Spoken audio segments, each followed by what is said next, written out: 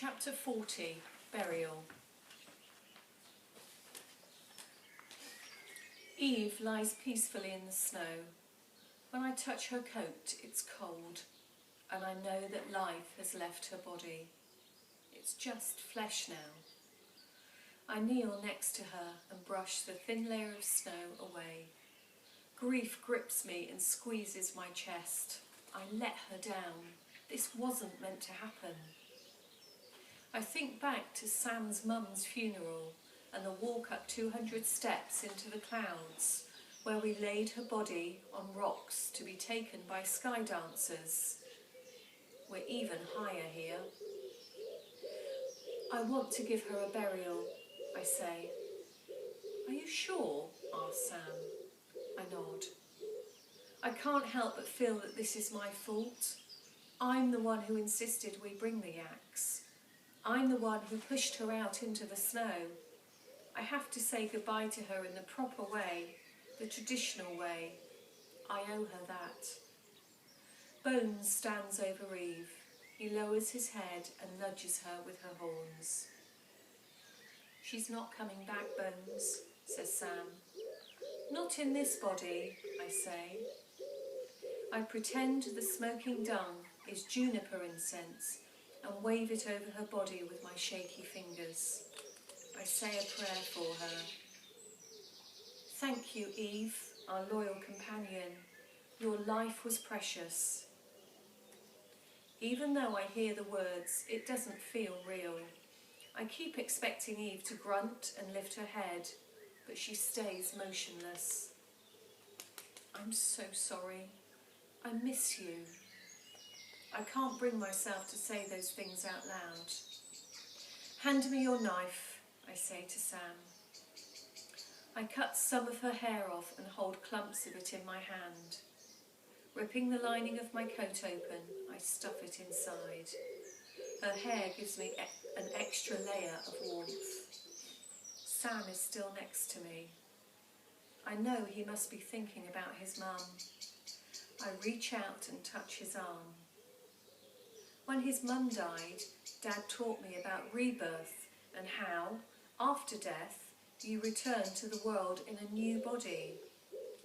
Afterwards, I looked for Sam's mum in every newborn child, animal and insect. What do you think Eve will come back as? She was already the best a yak could be, replies Sam.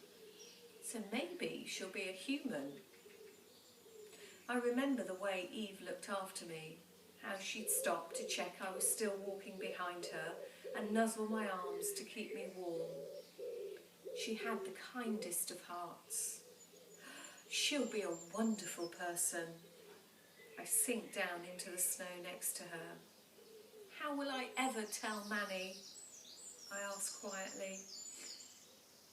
Manny may be old, but he can look after himself. You don't need to worry about him right now, says Sam gently. You can't blame yourself. Except I do. It's hard not to see her death as a sign that I'm doing the wrong thing.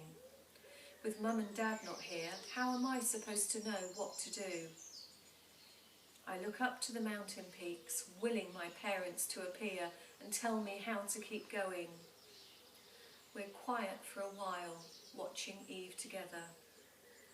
The wind scatters snow across the ground in shapes and swirls. Sam squeezes my shoulder and I realise the answer is next to me. Sam, I ask, can you call them? Are you sure? He mumbles. It's time, I say. Tears stream down my face. The wind freezes them against my cheeks. Sam throws his head back, his long hair dangling past his shoulders. He looks older as he opens his mouth into an oval shape. From the back of his throat, he makes the rasping call of the vultures. The sky is still. Try again, I say. He calls, straining to be louder this time. The noise echoes off the mountains back at us. I stare up at the sky. One fluffy cloud is in front of the peak. They're not here, says Sam. Then, suddenly, I see them.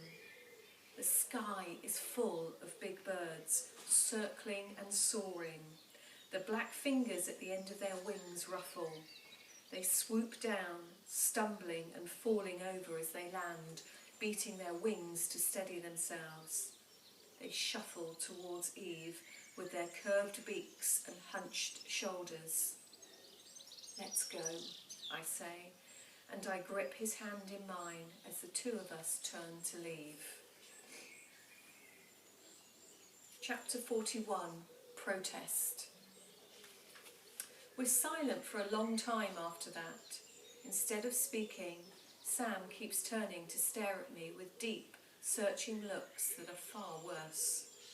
They stir up my stomach. Are your feet hurting? He asks eventually. We can take a rest. I'm fine, I say, shaking my head.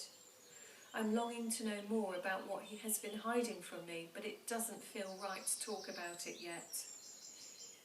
We push on, the final pass ahead of us, between two big peaks. The rock is packed in with snow and it levels where the two mountains meet. That's where we're heading. That's what we have to climb over. I focus on the compass, grasping the cold metal in my hand. I make sure that the arrow is lined up with north and check that we're heading west. I stare at it as I walk. It takes my mind off Sam and Eve.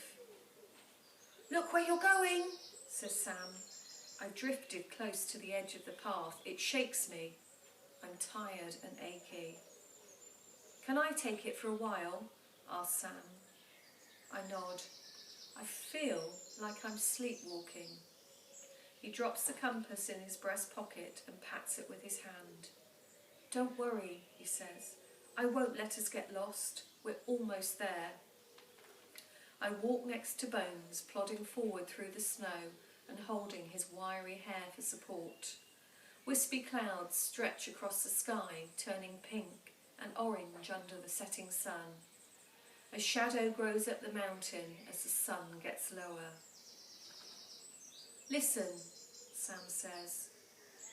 All your dad wanted me to do was make sure you were safe. That's what friends do, I say. You don't have to be in the resistance for that. He doesn't reply. There's nowhere to rest and camp. A snowcock with dappled white feathers dashes across our path. Do you want to stop? Asks Sam. I shake my head, driven forward by the thought of my parents. We walk on into the night until finally I step onto a flat ridge and collapse down. Now let's rest, I say. We're too exhausted to make a fire and break the last of our food up into piles. The light on our torch is dim. I try to chew the jerky slowly, but my stomach longs for it and my mouth takes over, swallowing the meat down. Sam watches me. I know he's wondering what I'm thinking. I wasn't joking earlier. You know the only reason your dad didn't ask you to join was because he didn't want to put you in danger. Well, I know how he feels. You think I can't protect myself? I ask. No. I've seen you with the soldiers and the nomads. You can be tougher than anyone, but you are so loved, Tash. I nod, thinking of Mum and Dad and how I have to see them again. You have to admit, you can be a bit risky, Sam says jokingly. No, I'm not, I say. I'm defensive at first, but then I think of the running and the soldiers. I wouldn't do those things now, not after everything I've learnt. I guess I was a little bit risky, I add. Sam smiles. Everything your parents do is dangerous as well, but they're trying to help people and make things better.